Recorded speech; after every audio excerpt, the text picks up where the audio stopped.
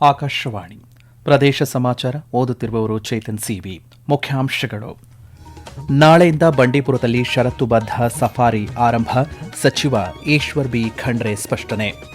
ಮಂಡ್ಯ ಜಿಲ್ಲೆಗೆ ಕನಿಷ್ಠ 2 ಕೈಗಾರಿಕೆ ತರಲು ಬದ್ಧ, ಕೇಂದ್ರ ಸಚಿವ ಎಚ್.ಡಿ. ಕುಮಾರಸ್ವಾಮಿ. ಪರಿಶಿಷ್ಟ ಸಂಘಟನೆಗಳ ಮುಖಂಡರೊಂದಿಗೆ ಮುಖ್ಯಮಂತ್ರಿ ಸಿದ್ದರಾಮಯ್ಯ ಬಜೆಟ್ ಪೂರ್ವ ಸಮಾಲೋಚನೆ. ಬೆಂಗಳೂರಿನ ವಿವಿಧ ಸಂಸ್ಥೆಗಳಿಗೆ ಭೇಟಿ ನೀಡಿದ ನೆದರ್ಲ್ಯಾಂಡ್ ಪ್ರಧಾನಿ ಡಿಕ್ ಶೂಫ್. ಸರ್ಕಾರದ ಮುಖ್ಯ ಕಾರ್ಯದರ್ಶಿ ವಿರುದ್ಧ ಲಂಚ ಆರೋಪ, ಸಾಮಾಜಿಕ ಹೋರಾಟಗಾರ ಸ್ನೇಹಮಯಿ ಕೃಷ್ಣ ಬಂಧನ. ವಾರ್ತೆಗಳ ವಿವರ. ಮಾನವ ಹುಲಿ ಸಂಘರ್ಷದ ಹಿನ್ನೆಲೆಯಲ್ಲಿ ಸ್ಥಗಿತಗೊಳಿಸಲಾಗಿದ್ದ ಬಂಡೀಪುರ ಸಫಾರಿಯನ್ನು ನಾಳೆಯಿಂದ ಷರತ್ತುಬದ್ಧವಾಗಿ ಪುನರಾರಂಭಿಸಲು ನಿರ್ಧರಿಸಲಾಗಿದೆ ಎಂದು ಅರಣ್ಯ, ಜೀವಿಶಾಸ್ತ್ರ ಮತ್ತು ಪರಿಸರ ಸಚಿವ ಈಶ್ವರ್ ಬಿ ಖಂಡ್ರೆ ಸೂಚಿಸಿದ್ದಾರೆ. ಮೈಸೂರಿನಲ್ಲಿಂದು ಮೈಸೂರು, ಕೊಡಗು ಮತ್ತು ಚಾಮರಾಜನಗರ ವಿಭಾಗದ ಅಧಿಕಾರಿಗಳೊಂದಿಗೆ ಸಭೆ ನಡೆಸಿದ ಅವರು, ನಾಳೆಯಿಂದ ಸಫಾರಿ ಆರಂಭಿಸಲು ಅಧಿಕೃತ ಆದೇಶ ಹೊರಡಿಸಲಾಗುವುದು ಎಂದು ಹೇಳಿದ್ದಾರೆ. ಈ ಆದೇಶದಲ್ಲಿರುವ ಷರತ್ತುಗಳ ಉಲ್ಲಂಘನೆಯಾದರೆ ಸಂಬಂಧಿತ ಅಧಿಕಾರಿಗಳನ್ನೇ ಹೊಣೆ ಮಾಡಲಾಗುವುದು ಎಂದು ಎಚ್ಚರಿಕೆ ನೀಡಿದ್ದಾರೆ. ಈ ಮೊದಲು ಬಳಕೆಯಾಗುತ್ತಿದ್ದ ಸಫಾರಿ ವಾಹನಗಳ 50% ವಾಹನ ಮತ್ತು ಸಿಬ್ಬಂದಿ ಮಾತ್ರವೇ ಬಳಕೆ ಮಾಡಬೇಕು. ಹೆಚ್ಚಾಗಿ ಬಸ್ಗಳ ಮೂಲಕ ಸಫಾರಿ ನಡೆಸಬೇಕು. ಅತ್ಯಂತ ಕಡಿಮೆ ಸಂಖ್ಯೆಯಲ್ಲಿ ಕ್ಯಾಂಪರ್ ಮತ್ತು ಜೀಪ್ ಬಳಕೆ ಮಾಡಬೇಕು ಎಂದು ತಿಳಿಸಿದ್ದಾರೆ. ಬಂಡೀಪುರ ಮತ್ತು ನಾಗರಹೊಳೆ ಅರಣ್ಯ ಪ್ರದೇಶದಲ್ಲಿ ಮಾನವ ವನ್ಯಜೀವಿ ಸಂಘರ್ಷ ಇರುವ ಪ್ರದೇಶವನ್ನು ಗುರುತಿಸಬೇಕು. ಆ ಪ್ರದೇಶದಲ್ಲಿ ಗಸ್ತು ಹೆಚ್ಚಿಸಬೇಕು. ವನ್ಯಜೀವಿಗಳು ವಸತಿ ಪ್ರದೇಶಕ್ಕೆ ಬಾರದಂತೆ, ಜೀವಹಾನಿ, ಬೆಳೆಹಾನಿ ಮಾಡದಂತೆ ಎಚ್ಚರಿಕೆ ವಹಿಸಬೇಕು ಎಂದು ಅವರು ನಿರ್ದೇಶನ ನೀಡಿದ್ದಾರೆ. ಇದೇ ವೇಳೆ ಮೈಸೂರಿನ ರಸ್ತೆ ಬದಿಯಲ್ಲಿ ಹೆಚ್ಚಿನ ಸಂಖ್ಯೆಯಲ್ಲಿ ಸಸಿಗಳನ್ನು ನೆಟ್ಟು ಹಸಿರು ಹೊದಿಕೆ ಹೆಚ್ಚಿಸುವಂತೆ ಮತ್ತು ವೃಕ್ಷ ಸಂರಕ್ಷಣೆ ಮತ್ತು ವೃಕ್ಷ ಸಂವರ್ಧನೆಗೆ ಹೆಚ್ಚಿನ ಆದ್ಯತೆ ನೀಡುವಂತೆ ಅರಣ್ಯಾಧಿಕಾರಿಗಳಿಗೆ ಅವರು ನಿರ್ದೇಶನ ನೀಡಿದ್ದಾರೆ. ಮಂಡ್ಯ ಜಿಲ್ಲೆಗೆ ಕನಿಷ್ಠ 2 ಕೈಗಾರಿಕೆಗಳನ್ನು ತರುವುದಾಗಿ ಕೇಂದ್ರ ಕೈಗಾರಿಕಾ ಸಚಿವ ಎಚ್.ಡಿ. ಕುಮಾರಸ್ವಾಮಿ ಘೋಷಿಸಿದ್ದಾರೆ. ಆದಿಚುಂಚನಗಿರಿಯಲ್ಲಿ ಖ್ಯಾತ ವಿಜ್ಞಾನಿ ಡಾ ಎಂ.ಕೆ. ಸೂರಪ್ಪ ಅವರಿಗೆ ವಿಜ್ಞಾತಂ 2026 ಪ್ರಶಸ್ತಿ ಪ್ರದಾನ ಮಾಡಿ ಮಾತನಾಡಿದ ಅವರು, ಮಂಡ್ಯ ಜಿಲ್ಲೆಯಲ್ಲಿ ಅಭಿವೃದ್ಧಿ ಪಥದತ್ತ ಕೊಂಡೊಯ್ಯೋಣ ಎಂದು ತಿಳಿಸಿದ್ದಾರೆ. 500 ಕೋಟಿ ರೂಪಾಯಿ ವೆಚ್ಚದಲ್ಲಿ ಮಂಡ್ಯ ಜಿಲ್ಲೆಗೆ automotive research association of India ಕೇಂದ್ರವನ್ನು ತರಲಾಗುವುದು. ಇದು ಮಂಡ್ಯ ಜಿಲ್ಲೆಯ ಚಿತ್ರಣವನ್ನೇ ಬದಲಿಸಲಿದೆ ಎಂದು ಹೇಳಿದ್ದಾರೆ. ಭದ್ರಾವತಿಯಲ್ಲಿನ ವಿಶ್ವೇಶ್ವರಯ್ಯ ಕಬ್ಬಿಣ ಮತ್ತು ಉಕ್ಕು ಕಾರ್ಖಾನೆಯನ್ನು ಪುನಶ್ಚೇತನಗೊಳಿಸಿ ಆರಂಭಿಕ ಹಂತದಲ್ಲಿ ಕನಿಷ್ಠ 5,000 ಕೋಟಿ ರೂಪಾಯಿ ಹೂಡಿಕೆ ಮಾಡಲಾಗುವುದು ಎಂದು ಅವರು ಭರವಸೆ ನೀಡಿದ್ದಾರೆ. ಮಾರ್ಚ್ 6ರಂದು ಮುಖ್ಯಮಂತ್ರಿ ಸಿದ್ದರಾಮಯ್ಯ 2026-27ನೇ ಸಾಲಿನ ಆಯವ್ಯಯ ಮಂಡಿಸಲಿದ್ದಾರೆ. ಈ ಹಿನ್ನೆಲೆಯಲ್ಲಿ ಮುಖ್ಯಮಂತ್ರಿ ಸಿದ್ದರಾಮಯ್ಯ ಅವರು ಇಂದು ಪರಿಶಿಷ್ಟ ಸಂಘಟನೆಗಳ ಮುಖಂಡರೊಂದಿಗೆ ಚರ್ಚೆ ನಡೆಸಿದರು. ಈ ವೇಳೆ ಸಮಾಜ ಕಲ್ಯಾಣ ಸಚಿವ ಎಚ್.ಸಿ. ಮಹದೇವಪ್ಪ, ಸರ್ಕಾರದ ಅಪರ ಮುಖ್ಯ ಕಾರ್ಯದರ್ಶಿ ಅಂಜುಮ್ ಪರ್ವೇಜ್ ಉಪಸ್ಥಿತರಿದ್ದರು. ಇದಕ್ಕೂ ಮೊದಲು ಅವರು ಆರ್ಥಿಕ ಇಲಾಖೆಯ ಹಿರಿಯ ಅಧಿಕಾರಿಗಳ ಜೊತೆಗೆ ಆಯವ್ಯಯ ಪೂರ್ವ ಸಮಾಲೋಚನೆಯನ್ನು ನಡೆಸಿದರು. ಉತ್ತಮ ಸಮಾಜ ನಿರ್ಮಾಣ ಮಾಡುವಲ್ಲಿ ಪುರಾತನ ಕಾಲದ ಗುರುಕುಲಗಳು ಇಂದಿಗೂ ಮಾದರಿಯಾಗಿವೆ ಎಂದು ಕೇಂದ್ರ ವಿತ್ತ ಸಚಿವೆ ನಿರ್ಮಲಾ ಸೀತಾರಾಮನ್ ಅಭಿಪ್ರಾಯಪಟ್ಟಿದ್ದಾರೆ. ರಾಮನಗರ ಸಮೀಪದ ಬನ್ನಿಕುಪ್ಪೆ ಗ್ರಾಮದಲ್ಲಿ ನೂತನ ಗುರುಕುಲ ಕಾಮಗಾರಿಗೆ ಶಂಕುಸ್ಥಾಪನೆ ನೆರವೇರಿಸಿ ಮಾತನಾಡಿದ ಅವರು, ಮಕ್ಕಳಿಗೆ ರಾಷ್ಟ್ರದ ಬಗ್ಗೆ, ಧರ್ಮದ ಬಗ್ಗೆ ಉತ್ತಮ ಶಿಕ್ಷಣವನ್ನು ನೀಡುವಲ್ಲಿ ಗುರುಕುಲಗಳು ಮಹತ್ತರವಾದ ಕೆಲಸಗಳನ್ನು ನಿರ್ವಹಿಸುತ್ತಿವೆ ಎಂದು ಅಭಿಪ್ರಾಯಪಟ್ಟಿದ್ದಾರೆ. ಗ್ರಾಮೀಣ ಭಾಗದಲ್ಲಿ ಗುರುಕುಲಗಳು ಸ್ಥಾಪನೆಯಾಗುತ್ತಿರುವುದು ಶ್ಲಾಘನೀಯ ಎಂದು ಅವರು ತಿಳಿಸಿದ್ದಾರೆ. ಬೆಂಗಳೂರು ಭೇಟಿಗಾಗಿ ನೆದರ್ಲ್ಯಾಂಡ್ ಪ್ರಧಾನಿ ಡಿಕ್ ಶೂಫ್ ಇಂದು ಬೆಂಗಳೂರಿಗೆ ಆಗಮಿಸಿದರು. ಈ ವೇಳೆ ಅವರು ಬೆಂಗಳೂರಿನ ಆರ್ಟಿ ನಗರದಲ್ಲಿರುವಂತಹ ಫಿಲಿಪ್ಸ್ ಇನ್ನೋವೇಷನ್ ಕ್ಯಾಂಪಸ್, ಬೆಂಗಳೂರು ಸಂಚಾರ ಪೊಲೀಸ್ ನಿಯಂತ್ರಣಾ ಕೇಂದ್ರಕ್ಕೆ ಹಾಗೂ ಭಾರತೀಯ ವಿಜ್ಞಾನ ಸಂಸ್ಥೆಗೆ ಭೇಟಿಯನ್ನು ನೀಡಿದರು. ಬಳಿಕ ಬೆಂಗಳೂರಿನ ಉದ್ಯಮಿಗಳ ಜೊತೆಗೆ ಭೋಜನ ಸಭೆ ನಡೆಸಿ ನಿರ್ಗಮಿಸಿದ್ದಾರೆ. ಬೆಂಗಳೂರು ಭೇಟಿಗಾಗಿ ಆಗಮಿಸಿದ ಡಿಕ್ ಶೂಫ್ ಅವರನ್ನು ವಿಮಾನ ನಿಲ್ದಾಣದಲ್ಲಿ ಸಚಿವ ಕೃಷ್ಣ ಭೈರೇಗೌಡ ಹಾಗೂ ಸರ್ಕಾರದ ಮುಖ್ಯ ಕಾರ್ಯದರ್ಶಿ ಶಾಲಿನಿ ರಜನೀಶ್, ನಗರ ಪೊಲೀಸ್ ಆಯುಕ್ತ ಸೀಮಂತ್ ಕುಮಾರ್ ಸಿಂಗ್ ಮೈಸೂರು ಸ್ಯಾಂಡಲ್ ಉತ್ಪನ್ನಗಳನ್ನು ನೀಡಿ ಬೀಳ್ಕೊಟ್ಟರು. ರಾಜ್ಯ ಸರ್ಕಾರ ಮಹಿಳಾ ಕೇಂದ್ರೀಕೃತ ಯೋಜನೆಗಳ ಮೂಲಕ ಅವರ ಸ್ವಾಭಿಮಾನದ ಬದುಕಿಗೆ ನೆರವಾಗುತ್ತಿದೆ ಎಂದು ವೈದ್ಯಕೀಯ ಶಿಕ್ಷಣ ಮತ್ತು ಕೌಶಲ್ಯಾಭಿವೃದ್ಧಿ ಸಚಿವ ಡಾ ಶರಣಪ್ರಕಾಶ್ ಪಾಟೀಲ್ ಅಭಿಪ್ರಾಯ ವ್ಯಕ್ತಪಡಿಸಿದ್ದಾರೆ. ಮಂಗಳೂರಿನಲ್ಲಿ ನಡೆಯುತ್ತಿರುವಂತಹ ರಾಷ್ಟ್ರಮಟ್ಟದ ಸರಸ್ ಮೇಳ ಉದ್ಘಾಟಿಸಿ ಮಾತನಾಡಿದ ಅವರು, ಸರ್ಕಾರ ಮಹಿಳಾ ಕೇಂದ್ರಿತ ಯೋಜನೆಗಳಿಗೆ ಒತ್ತು ನೀಡಿದೆ ಎಂದು ಹೇಳಿದ್ದಾರೆ. ಮೇಳಕ್ಕೆ ಚಾಲನೆ ನೀಡಿ ಮಾತನಾಡಿದ ವಿಧಾನಸಭಾಧ್ಯಕ್ಷ ಯುಟಿ ಖಾದರ್, ಗ್ರಾಮೀಣ ಮಹಿಳೆಯರಿಗೆ ಶಕ್ತಿ ತುಂಬುವ ಈ ಮೇಳ ವ್ಯಾಪಾರದ ವೇದಿಕೆ ಮಾತ್ರವಲ್ಲ, ಸ್ವಸಹಾಯ ಸಂಘಗಳ ಶಕ್ತಿ, ಸ್ವಾವಲಂಬನೆಯ ಶಕ್ತಿ ತೋರಿಸುವ ಕಾರ್ಯಕ್ರಮ ಎಂದು ಅಭಿಮತ ವ್ಯಕ್ತಪಡಿಸಿದ್ದಾರೆ. ಪ್ರದೇಶ ಸಮಾಚಾರ ಕೇಳುತ್ತಿದ್ದೀರಿ.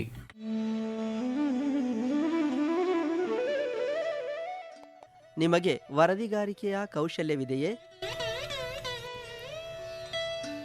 ನೀವು ಸುದ್ದಿಯ ವಾಸನೆ ಗ್ರಹಿಸಬಲ್ಲಿರಾ? ಹಾಗಿದ್ದರೆ ಆಕಾಶವಾಣಿಯ ಪ್ರಾದೇಶಿಕ ಸುದ್ದಿ ವಿಭಾಗಕ್ಕೆ ಸೇರಿಕೊಳ್ಳುವ ಅವಕಾಶ ಇಲ್ಲಿದೆ. ಆಕಾಶವಾಣಿ ರಾಯಚೂರು ಮತ್ತು ಚಿತ್ರದುರ್ಗ ಜಿಲ್ಲೆಗಳ ಅರೆಕಾಲಿಕ ವರದಿಗಾರರ ಹುದ್ದೆಗಳ ಆಯ್ಕೆಗಾಗಿ ಅರ್ಜಿಗಳನ್ನು ಆಹ್ವಾನಿಸಿದೆ. ಅರ್ಜಿ ಸಲ್ಲಿಸಲು ಫೆಬ್ರವರಿ 28, 2026 ಕೊನೆಯ ದಿನವಾಗಿದೆ.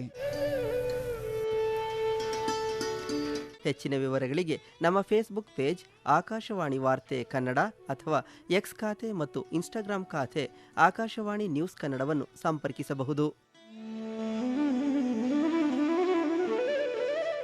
ಅಧಿಕಾರಿಯೊಬ್ಬರ ವರ್ಗಾವಣೆ ವಿಚಾರದಲ್ಲಿ ಸರ್ಕಾರದ ಮುಖ್ಯ ಕಾರ್ಯದರ್ಶಿ ಲಂಚ ಪಡೆದಿದ್ದಾರೆ ಎಂದು ಆರೋಪಿಸಿದ ಸಾಮಾಜಿಕ ಹೋರಾಟಗಾರ ಸ್ನೇಹಮಯಿ ಕೃಷ್ಣ ಅವರನ್ನು ಬೆಂಗಳೂರಿನಲ್ಲಿ ಬಂಧಿಸಲಾಗಿದೆ. ಅಧಿಕಾರಿ ಸಲ್ಲಿಸಿದ್ದ ದೂರಿನ ಹಿನ್ನೆಲೆಯಲ್ಲಿ ಪೊಲೀಸರು ಅವರನ್ನು ಬಂಧಿಸಿದ್ದಾರೆ. ಈ ನಡುವೆ ಬೆಂಗಳೂರಿನ ಸಿಸಿಬಿ ಅಧಿಕಾರಿಗಳು ಮೈಸೂರಿನ ಅವರ ನಿವಾಸದ ಮೇಲೆ ದಾಳಿ ನಡೆಸಿದ್ದಾರೆ. 10ಕ್ಕೂ ಹೆಚ್ಚು ಅಧಿಕಾರಿಗಳನ್ನು ಒಳಗೊಂಡ ತಂಡ ಶೋಧ ಕಾರ್ಯ ನಡೆಸಿ ಪ್ರಕರಣಕ್ಕೆ ಸಂಬಂಧಿಸಿದ ದಾಖಲೆಗಳು ಹಾಗೂ ಇತರೆ ಮಾಹಿತಿಗಳನ್ನು ಪರಿಶೀಲನೆ ನಡೆಸಿದ್ದಾರೆ. ಅಲ್ಲದೆ ಅವರ ಕುಟುಂಬಸ್ಥರ ವಿಚಾರಣೆಯನ್ನು ಕೂಡ ನಡೆಸಿದ್ದಾರೆ. ದೆಹಲಿಯಲ್ಲಿ ನಡೆಯುತ್ತಿರುವ ಎಐ ಇಂಪ್ಯಾಕ್ಟ್ ಸಮ್ಮೇಳನದಲ್ಲಿ ಕರ್ನಾಟಕ ಎಐ ಚಾಲಿತ ವೈಯಕ್ತಿಕ ಕಂಪ್ಯೂಟರ್ ಕೆಇಒ ಅನ್ನು ಪ್ರದರ್ಶಿಸಿದೆ ಎಂದು ಐಟಿಬಿಟಿ ಸಚಿವ ಪ್ರಿಯಾಂಕ್ ಖರ್ಗೆ ತಿಳಿಸಿದ್ದಾರೆ. ಸಾಮಾಜಿಕ ಜಾಲತಾಣದಲ್ಲಿ ಪೋಸ್ಟ್ ಮಾಡಿರುವ ಅವರು ಇದನ್ನು ಸರ್ಕಾರಿ ಸ್ವಾಮ್ಯದ ಉದ್ಯಮ ಕಿಯೋನಿಕ್ಸ್ ಸೆಮಿಕಂಡಕ್ಟರ್ ಪಾಲುದಾರರು ಮತ್ತು ಸಿಸ್ಟಮ್ಸ್ ಇಂಟಿಗ್ರೇಟರ್ಗಳ ಜೊತೆಗೂಡಿ ವಿನ್ಯಾಸಗೊಳಿಸಲಾಗಿದೆ ಎಂದು ಹೇಳಿದ್ದಾರೆ. ರಾಜ್ಯದ ನವೋದ್ಯಮ ಮತ್ತು ನಾವೀನ್ಯತೆ ಇಕೋಸಿಸ್ಟಮ್ ಬಲಪಡಿಸಲು ಹಾಗೂ ಅದರ ಜಾಗತಿಕ ಸಂಪರ್ಕಗಳನ್ನು ಗಾಢವಾಗಿಸಲು ಮಾಹಿತಿ ತಂತ್ರಜ್ಞಾನ ಇಲಾಖೆಯು ಲಿಂಕ್ ಇನೋವೇಷನ್ ಜೊತೆ ಒಪ್ಪಂದ ಮಾಡಿಕೊಂಡಿದೆ ಎಂದು ಹೇಳಿದ್ದಾರೆ. ಈ ನಡುವೆ ಸಚಿವ ಪ್ರಿಯಾಂಕ್ ಖರ್ಗೆ ಕರ್ನಾಟಕ ಫ್ರಾನ್ಸ್ ಸಹಯೋಗ ಬಲಪಡಿಸಲು ಬಿಸಿನೆಸ್ ಫ್ರಾನ್ಸ್ನೊಂದಿಗೆ ದುಂಡು ಮೇಜಿನ ಸಭೆಯಲ್ಲಿ ಭಾಗಿಯಾಗಿದ್ದು ಹೂಡಿಕೆ ಮತ್ತು ಸಹ ನಾವೀನ್ಯತೆ ಕುರಿತಂತೆ ಚರ್ಚೆ ನಡೆಸಿದ್ದಾರೆ. ಮುಖ್ಯಮಂತ್ರಿ ಸಿದ್ದರಾಮಯ್ಯ ಅವರ ನೇತೃತ್ವದಲ್ಲಿ ಪಂಚ ಗ್ಯಾರಂಟಿಗಳ ಸಮರ್ಥ ಜಾರಿಯಿಂದ ಸರ್ಕಾರ ಹೊಸ ದಾಖಲೆಗಳನ್ನು ನಿರ್ಮಿಸಿದೆ ಎಂದು ಧಾರವಾಡ ಜಿಲ್ಲಾ ಉಸ್ತುವಾರಿ ಸಚಿವ ಸಂತೋಷ್ ಲಾಡ್ ತಿಳಿಸಿದ್ದಾರೆ. ಸರ್ಕಾರದ ಪಂಚ ಗ್ಯಾರಂಟಿ ಯೋಜನೆಗಳ ಕ್ಷೇತ್ರ ಪ್ರಚಾರದ ಎಲ್ಇಡಿ ವಾಹನಕ್ಕೆ ಚಾಲನೆ ನೀಡಿ ಮಾತನಾಡಿದ ಅವರು, ಗ್ಯಾರಂಟಿ ಯೋಜನೆಗಳು ಗ್ರಾಮೀಣ ಹಾಗೂ ನಗರ ಪ್ರದೇಶಗಳ ಜನರ ಜೀವನದ ಮೇಲೆ ಉತ್ತಮ ಪರಿಣಾಮ ಬೀರಿದೆ ಎಂದು ಹೇಳಿದ್ದಾರೆ.